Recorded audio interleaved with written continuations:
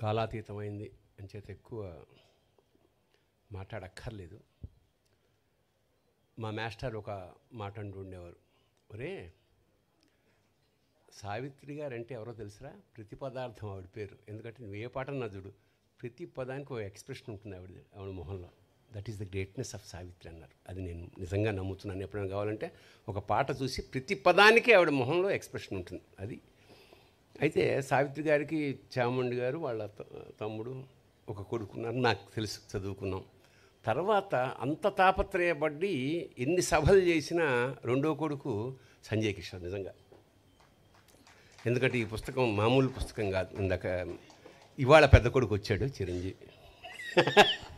ఇన్నేళ్లకి ఒక కొడుకుని సంపాదించుకుని నిజంగా చాలా ఆనందం. ఎవరు చేస్తారండి, బతుకున్న ఆర్టిస్టులే వాళ్ళు తెలియట్లేదు. అలాంటిది సావిత్రి గారు వెళ్ళిపోయి 40 రోజులకి ఇంత వైభవంగా ఆవిడ పుట్టినరోజు చేసుకుంటున్నామంటే మామూలు విషయం. అంటే చిరంజీవి సావిత్రి చిరంజీవి ఈ రెండు. ఎక్కువ మాట్లాడకుండా ఆవిడ మీద నాకు ఇష్టంగా ఎప్పుడో రాసుకున్న ఒక కవిత చదివేసి నేను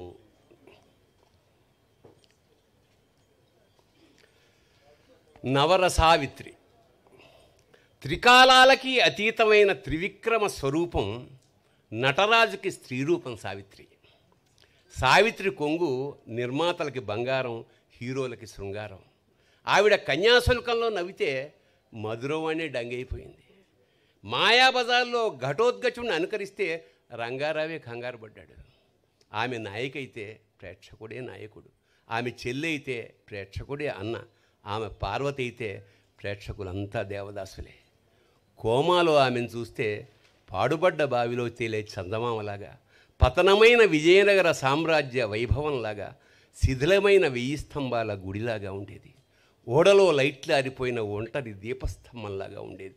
నభూతో నభవిష్యతి. ఒక్క సావిత్రికే ఈ వాక్యం వాడచ్చు. శుభం భూయాలు. ధన్యవాదాలండి. అలాగే సంజయ్ కిషోర్ గారు ఇప్పుడు ఒక చిన్న జ్ఞాపికని ఇద్దామనుకుంటున్నాను.